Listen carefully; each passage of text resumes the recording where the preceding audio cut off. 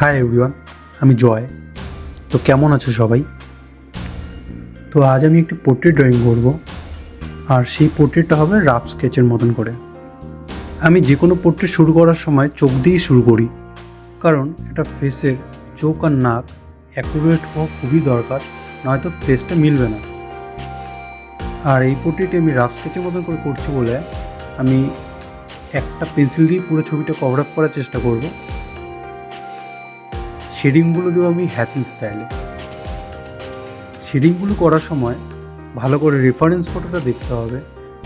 যেখানে ডার্ক আছে সেখানে ডার্ক, যেখানে লাইট আছে সেখানে লাইট। আর তোমরা যেই ছবি ড্রয়িং করো না কেন, ফার্স্টে ভালো করে রেফারেন্স ফটোটা দেখতে হবে। ভালো করে দেখে ভালো করে ছবিটা অবজার্ভ করতে হবে। অবজার্ভ করে তারপর যেখানে ডার্ক আছে সেখানে ডার্ক, যেখানে লাইট আছে সেখানে লাইট, এইভাবে করে এগোতে হবে। আর নর্মালি ছবি প্র্যাকটিস করার জন্য তোমরা ফ্রি হ্যান্ডের ছবি প্র্যাকটিস করতে পারো। ফ্রি হ্যান্ডের ছবি প্র্যাকটিস করলে কনফিডেন্স বাড়ে, যে কোনো ছবি খুব ইজিলি করতে পারবে।